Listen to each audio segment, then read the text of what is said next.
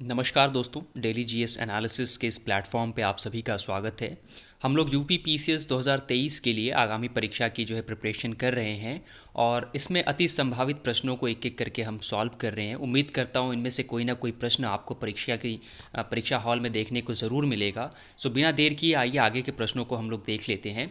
131वां प्रश्न है, अम्लीय झीलों के संदर्भ में निम्नलिखित में से कौन सा या कौन से कथन सही हैं। पहला है, प्राकृतिक अम्लीय झीलें पदार्थों के क्षय के कारण भूरे रंग से पीले रंग की हो जाती हैं। और दूसरा है, मानव निर्मित अम्लीकृत झीलें सुप्रतिरोधी होती हैं। नीचे दिए गए कूट में से सही उत्तर का आपको चयन करना है। पहला ऑप्शन है केवल एक सही, दूसरा है एक तथा दो दोनों, तीसरा है केवल दो सही और चौथा है ना तो एक और ना ही तो। So with the reference to acidic lakes, which of the following statements is or are correct? First statement is, naturally acidic lakes are brown to yellow in color caused by the humic substances. And the second statement is, anthropogenically acidified lakes are well buffered. सो इस question का जो correct answer हो जाएगा वो है option A. It means कि first statement is correct and second one is incorrect. अगला प्रश्न है, निम्नलिखित में से किस संस्थान पर भूस्खलन एटलस जारी किया गया। तो आपको बताना है कि भारत का भूस्खलन एटलस कहाँ पर जारी किया है, किस संस्थान ने इसको जारी किया है। Which of the following institution has release the landslide atlas of India. First option है भारतीय मौसम विज्ञान, दूसरा है राष्ट्रीय सुदूर संवेदन केंद्र, तीसरा है राष्ट्रीय आपदा प्रबंधन प्राधिकरण और चौथा है भारतीय सर्वेक्षण विभाग। तो आपको बताना है कि which of the following institution has release the landslide atlas of India.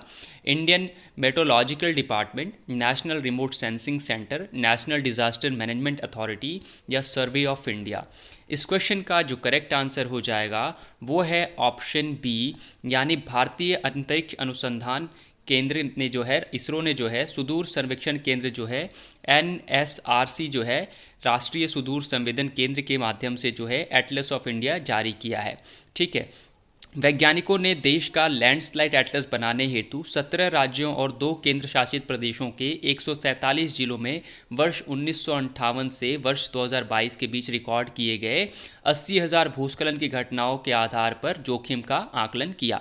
Atlas में वर्ष 2013 में केदारनाथ आपदा और वर्ष 2011 में सिक्किम भूकंप के कारण हुए भूस्खलन जैसी सभी मौसमी एवं घटना पर आधारित भूस्खलन का मानचित्र विवरण करने हेतु इसरो के उपग्रह डेटा का उपयोग किया गया।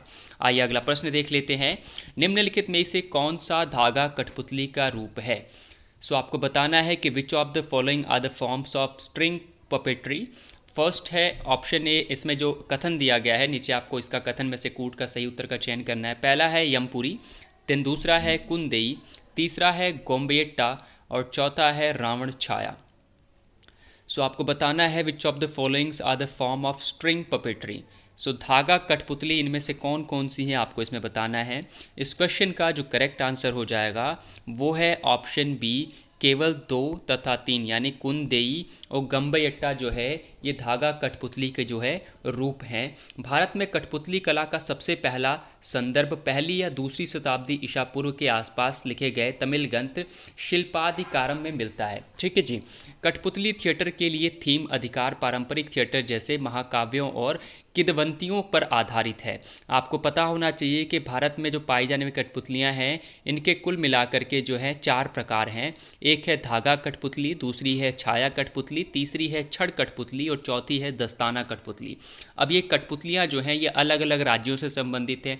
हो सकता है किसी क्वेश्चन में पूछ लिया जाए कि छाया कठपुतली किस राज्य से संबंधित है या धागा कठपुतली कौन कौन से राज्यों में मनाई जाती है। तो आपको इसको अच्छे से एक बार गो थ्रू कर लेना चाहिए।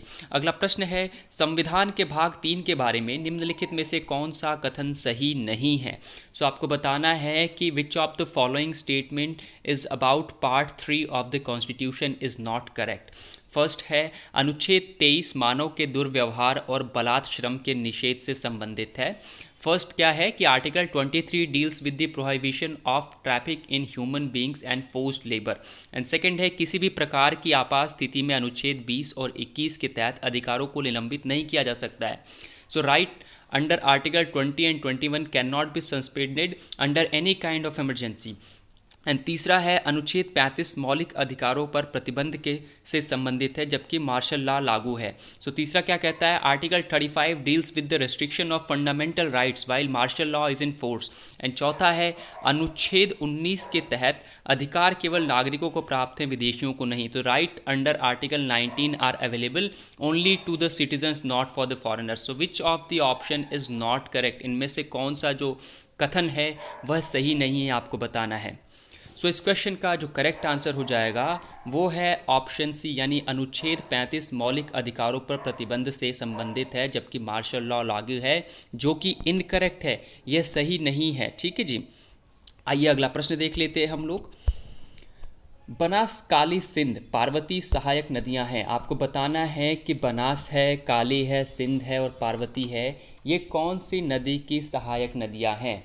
सो ट्रिब्यूटरीज हैं ये किस नदी की। ऑप्शन ए है यमुना की, ऑप्शन बी है चंबल की, ऑप्शन सी है नर्मदा की, या ऑप्शन डी है गोदावरी की। So Banas, Kali, Sindh, Parvati are the tributaries of which of this river. इस क्वेश्चन का जो करेक्ट आंसर हो जाएगा वो है ऑप्शन बी, चंबल नदी। यह भारत की सबसे प्रदूषण मुक्त नदियों में से एक है। यह 960 किलोमीटर लंबी नदी है, जो विंध्य पर्वत, इंदौर, मध्य प्रदेश के उत्तरी ढलानों में सिंगर चोटी से निकलती है। ठीक है जी। उसके बाद है वहाँ से यह मध्य प्रदेश से उत्तर दिशा में लगभग 346 किलोमीटर बहती है और फिर राजस्थान में प्रवेश कर 225 किलोमीटर उत्तर पूर्वी दिशा में प्रवाहित होती है। यह उत्तर प्रदेश के इटावा जिले में यमुना नदी से मिलने के पहले लगभग 32 किलोमीटर तक बहती है। यह एक वर्षा संचित नदी है और इसका बेसिन विंध्य पर्वत श्रृंखलाओं और अरावली से घिरा हुआ है। चंबल और उसकी सहायक नदियां उत्तर पश्चिम मध्य प्रदेश के मालवा क्षेत्र में बहती हैं। ठीक है जी। सो इसकी सहायक नदियां कौन सी है चंबल की, तो बनास है, काली है, सिंध है, पार्वती है। सो इस क्वेश्चन का करेक्ट आंसर हो जाएगा ऑप्शन बी, चंबल नदी। अगला प्रश्न है, सूची 1 को सूची 2 से सुमेलित कीजिए और नीचे दिए गए कूट में से सही उत्तर का चयन करना है। एक तरफ जो है अम्लीय वर्षा का प्रभाव दिया गया है और दूसरी तरफ जो है प्रमुख प्रदूषक के बारे में बताया गया है। सो आपको इसको ए को जो है बी से, या पहली सूची को दूसरी सूची से मिलान करना है। सो सबसे पहला कौन सा दिया गया है, रबड़ का फटना। उसके बाद है चमड़ा कमज़ोर होना, कपड़ों में चमक का फीका पड़ना, या चीनी मिट्टी की सतह का अपरदन। सो आपको बताना है कि इनमें से कौन सा जो है सही पड़ेगा, सही रहेगा। सतह पर अपरदन, देखो सबसे पहला रबड़ का फटना क्या आएगा। सो रबड़ का फटना जो आएगा ये नंबर 3 से कनेक्टेड है, ओजोन से। रबड़ का फटना जो संबंधित रहेगा, प्रमुख प्रदूषक क्या रहेगा, ओजोन। उसके बाद है चमड़ा कमज़ोर होना। चमड़ा जो है कमज़ोर हो जाता है, किस कारण से, ये होता है सल्फ़र डाइऑक्साइड से। उसके बाद है कपड़ों की चमक का फीका पड़ना। तो कपड़ों की चमक किसकी वजह से फीकी पड़ जाती है, आपको बताना है। यह आएगा नाइट्रोजन ऑक्साइड से, नाइट्रोजन ऑक्साइड से। इसका करेक्ट आंसर क्या हो जाएगा, नाइट्रोजन ऑक्साइड से। और चीनी मिट्टी की सतह का अपरदन यानी कि हाइड्रोजन फ्लोराइड से। सो दो का, एक का 3 और बी का 4। आप नीचे देखें कूट में, ए का 3 और बी का 4 कौन सा है, तो ये ऑप्शन हो जाएगा सी, यानी कि सी करेक्ट हो जाएगा। आइए अगला प्रश्न देख लेते हैं। निम्नलिखित में से किस भारतीय राज्य ने वर्ष 2022 में सबसे अधिक वनाग्नि की घटनाओं को दर्ज किया। सो आपको बताना है कि which of the following state, यानी कि नीचे दिए गए किस राज्य ने सबसे अधिक जो है वनाग्नि, following state recorded the highest forest fire in incidences in 2022। So option है छत्तीसगढ़, झारखंड, ओडिशा और मध्य प्रदेश। सो निम्नलिखित में से किस भारतीय राज्य ने वर्ष 2022 में सबसे अधिक वनाग्नि की घटनाओं को दर्ज किया है। इस क्वेश्चन का जो करेक्ट आंसर हो जाएगा वो ऑप्शन हो जाएगा ऑप्शन सी, यानी कि ओडिशा। सो भारतीय वन संरक्षण FSI ने आंकड़े के अनुसार भारत में ओडिशा में मार्च 2023 में सबसे बड़ी घटनाएं आग की होने के बावजूद वनाग्नि जारी है। ओडिशा में नवंबर 2022 से लेकर अब तक 871 बड़ी वनाग्नि की घटनाएं दर्ज की गई हैं। इसके बाद आंध्र प्रदेश, कर्नाटक, तेलंगाना, मध्य प्रदेश का स्थान रहा है। मयूरभंज जिले में सिमलीपाल राष्ट्रीय उद्यान में भीषण आग लग गई थी, जो एशिया के प्रमुख जैव मंडलों में से एक है। जंगल की आग को झाड़ी या वनस्पति की आग या वनाग्नि भी कहा जाता है। इसे जंगल चारागाह उसके बाद जो है ब्रशलैंड या टुंड्रा जैसे प्राकृतिक संपदा में किसी भी अनियंत्रित और गैर निर्धारित दहन या पौधों के जलाने के रूप में वर्णित किया जा सकता है, जो प्राकृतिक ईंधन की खपत करता है और पर्यावरण परिस्थिति के आधार को फैलाता है। तो अगला प्रश्न है, न्याय दर्शन के बारे में निम्नलिखित कथनों पर विचार कीजिए।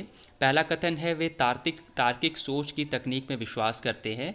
और दूसरा है, इसमें कहा गया है कि मुक्ति प्राप्त करने के लिए ज्ञान को क्या 6 मान्य साधन है। तीसरा है, इसकी स्थापना गौतम ने की थी। और चौथा है, यह ईश्वर के अस्तित्व को नहीं मानता है। नीचे दिए गए कूट में से आपको सही उत्तर का चयन करना है कि कौन सा इसमें से सही रहेगा। Consider the following statements about Nyaya school. They believe in the techniques of logical thinking. Second statement है, it says that there are 6 valid means of knowledge to attain liberation. Third is, it was founded by Gautama. And the fourth one is, it does not recognize the existence of God.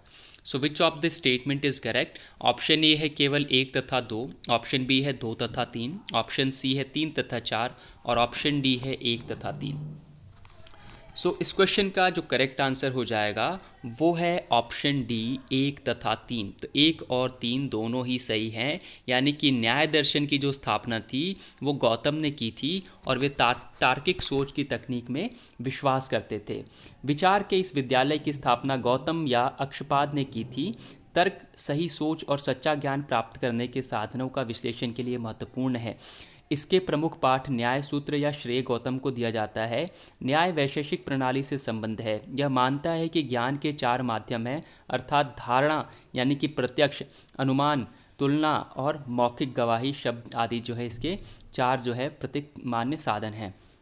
न्याय मानता है कि आत्मा एक व्यक्तिगत पदार्थ है, शाश्वत और सर्वव्यापी है। न्याय के कार्य कारण के सिद्धांत को असत्य कार्यवाद कहा जाता है, जो मानता है कि प्रभाव अपने कारण के पहले से मौजूद नहीं है तथा प्रभाव नई रचना है। ठीक है जी। न्याय ईश्वर को संसार के निर्माता, पालनकर्ता और संहारक के रूप में पहचानता है। न्याय के अनुसार मुक्ति शुद्ध अस्तित्व की अवस्था है, सभी दुखों और सुखों से मुक्ति है, स्वयं के अनुभव के सभी वस्तुओं के तत्व ज्ञान के माध्यम से व्यक्ति मुक्ति को प्राप्त कर सकता है। आइए अगला प्रश्न देख लेते हैं हम लोग। किस संविधान संशोधन द्वारा मतदान की आयु 21 वर्ष से घटाकर 18 वर्ष कर दी गई थी? तो आपको बताना है कि which constitutional amendment reduce the voting age from 21 to 18। सबसे पहला है 86वां संविधान संशोधन, दूसरा है 52वां संविधान संशोधन, तीसरा है 42वां संविधान संशोधन और चौथा है 61 संविधान संशोधन, 61वां संविधान संशोधन। इस क्वेश्चन का जो करेक्ट आंसर हो जाएगा वो है ऑप्शन डी 61वां संविधान संशोधन। भारतीय संविधान लोकसभा और राज्य विधानसभाओं के चुनाव के आधार के रूप में सार्वभौमिक वयस्क मताधिकार को अपनाता है। प्रत्येक नागरिक को जो 18 वर्ष की आयु प्राप्त कर चुका है उसे जाति, नस्ल, धर्म, लिंग, साक्षरता, धन आदि के किसी भी भेदभाव के बिना वोट देने का अधिकार है। वर्ष 1989 में 61वें संवैधानिक संशोधन अधिनियम 1988 द्वारा मतदान की आयु को 21 वर्ष से घटा करके 18 वर्ष कर दी गई थी। आइए अगला प्रश्न देख लेते हैं हम लोग। निम्नलिखित में से किस मृदा को स्थानीय रूप से रेह, कल्लर, ऊसर, काल के नाम से जाना जाता है? रेह, कल्लर, ऊसर, काल के नाम से जाने जाने वाली मृदा को कौन सी मृदा है? Which of the following soils are locally known as रेह, कल्लर, ऊसर और कार्ल? ऑप्शन ए है लवणीय और क्षारीय, ऑप्शन बी है पीट और दलदली, ऑप्शन सी है शुष्क और मरुस्थलीय और ऑप्शन डी है लाल और पीली। इस क्वेश्चन का जो करेक्ट आंसर हो जाएगा दैट इज़ ऑप्शन सी, यानी कि शुष्क और मरुस्थलीय जो मृदा है उसको रेह, कल्लर, ऊसर, काल के नाम से भी जाना जाता है। यह लगभग 1.6 लाख वर्ग किलोमीटर के क्षेत्र में पाई जाती है तथा जहां वर्षा 50 सेंटीमीटर से कम होती है, जैसे कि राजस्थान, पंजाब और हरियाणा के शुष्क और अर्धशुष्क क्षेत्रों में ये मृदा प्रचुर रूप में पाई जाती है। अगला प्रश्न देख लेते हैं। निम्नलिखित में से कौन सा हार्मोन या कौन सा पादप हार्मोन सामान्य वृद्धि अवरोधक के रूप में कार्य करता है? सबसे पहला है एथिलीन, दूसरा है एब्सिसिक अम्ल, तीसरा है ऑक्सीन और चौथा है cytokinin. Which of the following plant hormones acts as a general growth inhibitor?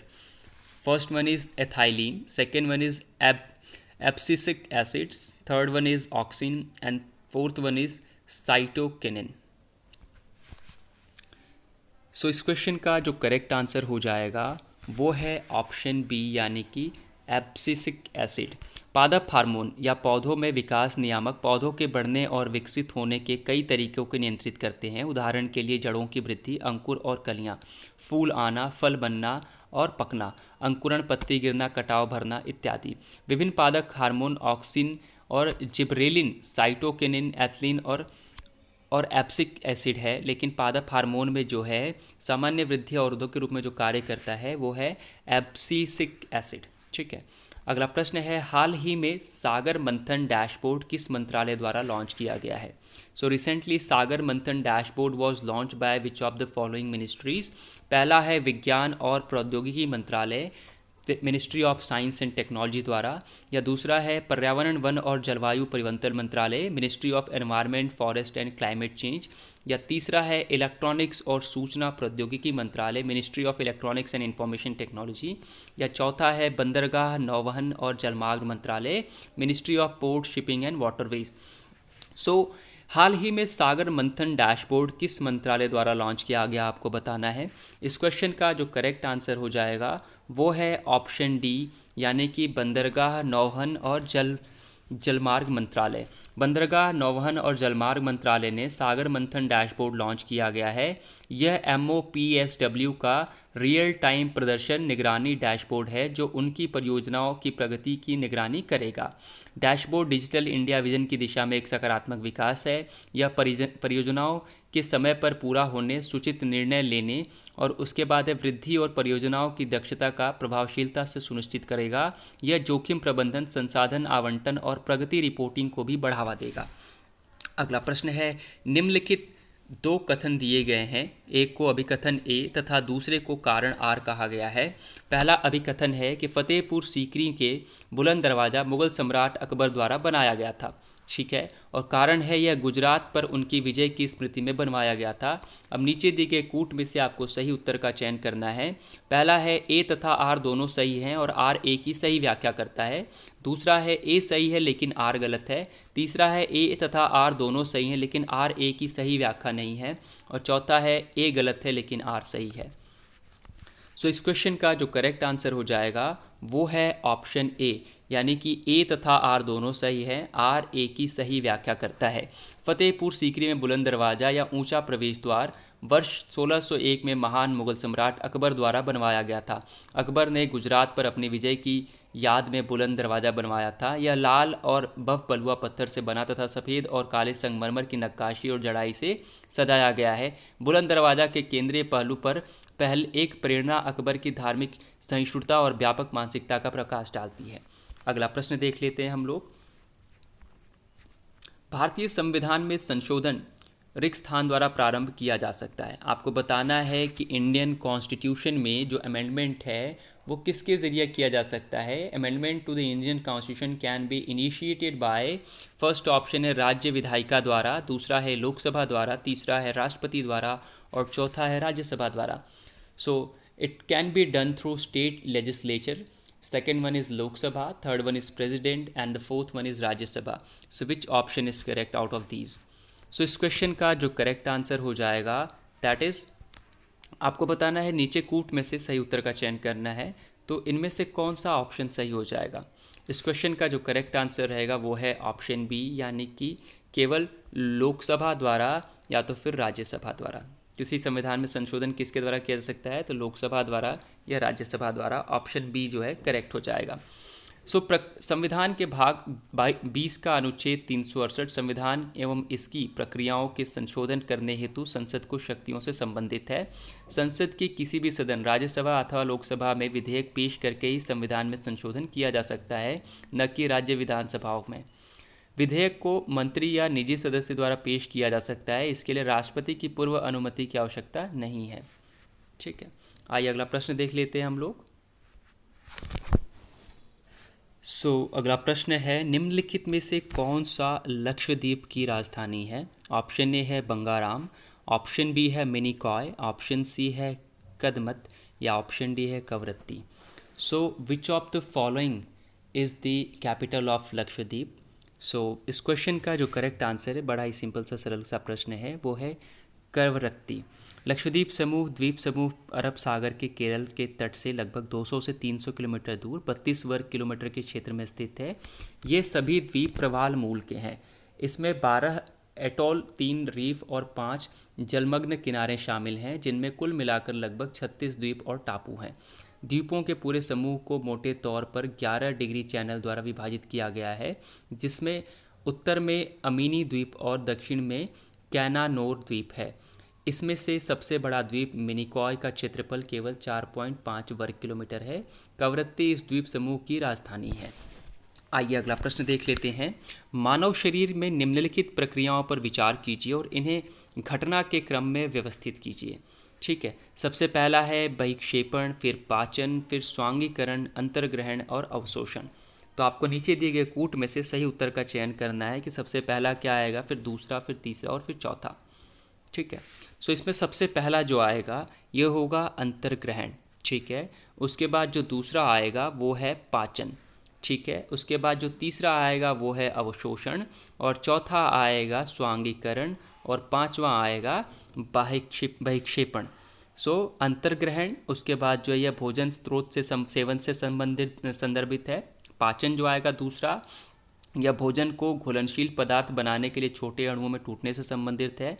उसके बाद जो तीसरा आ रहा है अवशोषण, यह पचे हुए भोजन को विली द्वारा और रक्त प्रणाली में अवशोषित किया जाता है। उसके बाद है स्वांगीकरण, यह शरीर की कोशिकाओं में पचे हुए खाद्य अणुओं की गति को संदर्भित करता है। और उसके बाद पांचवा जो है बहिक्षेपण है, जिस भोजन को पचा या अवशोषित नहीं किया जा सकता है उसको शरीर के बाहर निकाल देना। सो इस क्वेश्चन का जो करेक्ट आंसर हो जाएगा वो है ऑप्शन बी। ठीक है, आइए अगला प्रश्न देख लेते हैं। भारतीय पशु कल्याण board, animal welfare board of India, निम्नलिखित में से किस अधिनियम के तहत इसकी स्थापना जो है की गई थी?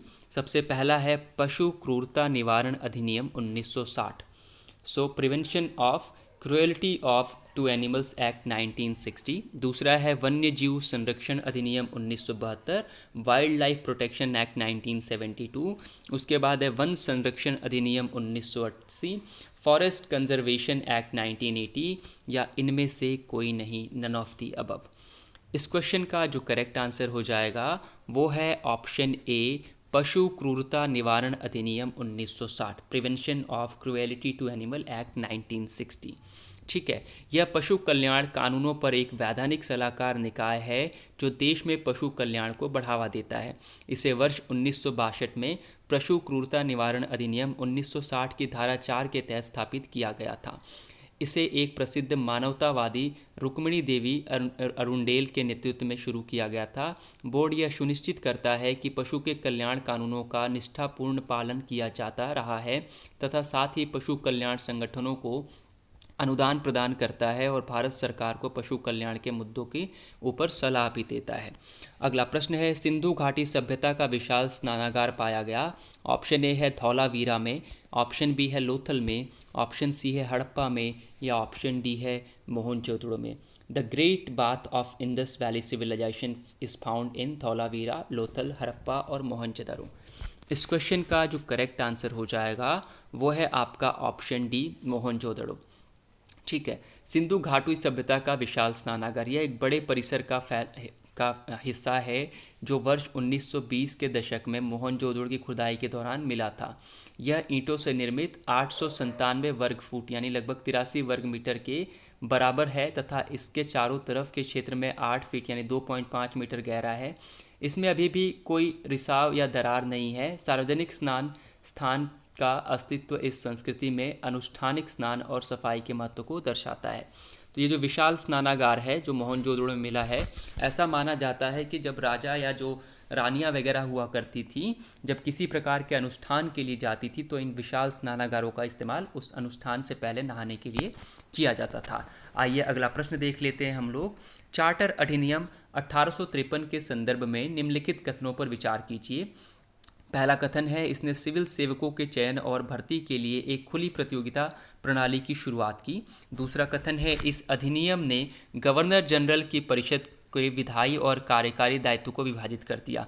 तीसरा है, इसने ईसाई मिशनरियों को लोगों को प्रबुद्ध करने के उद्देश्य से भारत आने की अनुमति दी। और चौथा है, इसने भारत में स्थानीय सरकारों को व्यक्तियों पर कर लगाने के लिए अधिकृत किया।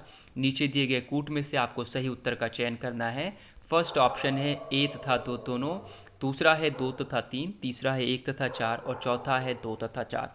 सो इनमें से कौन सा ऑप्शन करेक्ट रहेगा आपको बताना है। इसका जो करेक्ट आंसर रहेगा वो है ऑप्शन ए, 1 तथा 2 दोनों सही है। यानी कि इसने सिविल सेवकों के चयन और भर्ती के लिए एक खुली प्रतियोगिता प्रणाली की शुरुआत करी। इस किसके बारे में बात हो रही है, तो ये चार्टर अधिनियम 1853 के संदर्भ में बात हो रही है। और दूसरा है, इस अधिनियम ने गवर्नर जनरल की परिषद के विधायी और कार्यकारी दायित्व को विभाजित कर दिया था। इस सीरीज़ का आज का आखिरी प्रश्न है, तो आइए देख लेते हैं बिना देर किए उस प्रश्न को भी। भारत में जलवायु को प्रभावित करने वाले कारकों के संदर्भ में निम्नलिखित में से कौन सा या कौन से कथन सही हैं। पहला कथन है, सकारात्मक हिंद महासागर द्विध्रुव भारत में दक्षिण पश्चिम मानसून के लिए सहायक है। और दूसरा है, अल नीनो भारत में अतिवृष्टि का और पेरू में अनावृष्टि का कारण है। नीचे दिए गए कूट में से आपको सही उत्तर का चयन करना है। With the reference to factors affecting the climate in India, which of the following statements is और are correct. First statement is positive Indian ocean dipole is helpful for the southwest monsoon in India, and second statement is El Nino brings huge rainfall in India but drought in Peru। नीचे दिए गए कूट में से आपको सही उत्तर का चयन करना है। पहला है केवल 1 सही, दूसरा है 1 तथा 2 दोनों सही, तीसरा है केवल 2 सही और चौथा है ना तो 1 और ना ही 2। सो आपको बताना है इनमें से कौन सा उत्तर सही रहेगा। इस क्वेश्चन का जो करेक्ट आंसर है वो है ऑप्शन ए, यानी कि केवल 1 सही है। सकारात्मक हिंद महासागर द्विध्रुव भारत में दक्षिण पश्चिमी मानसून के लिए सहायक है।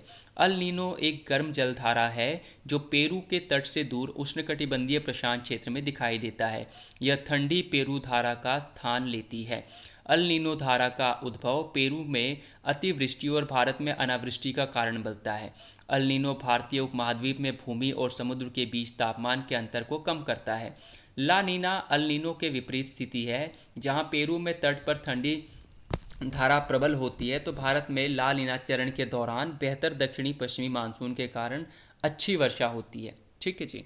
सो ये हो गया अल नीनो और ला नीना के बारे में। और इस क्वेश्चन के साथ हम लोग आज के जो इस वीडियो सीरीज़ को ख़त्म कर रहे हैं। अब आगे के लिए सीसैट के क्वेश्चंस को लेके आऊँगा। मैं कोशिश करूँगा अब सीसैट के प्रश्नों को भी थोड़ा सा देख लिया जाए, वो भी ज़रूरी है, उसमें भी पास होना ज़रूरी है। साथ के साथ ये जीएस के क्वेश्चंस तो लाता ही रहूँगा, लेकिन कोशिश करूँगा कि कल जो है नई वीडियो डालूँ जो उसमें हम सीसैट के क्वेश्चंस को कवर करें। मिलते हैं अगली वीडियो में, तब तक के लिए नमस्कार, धन्यवाद।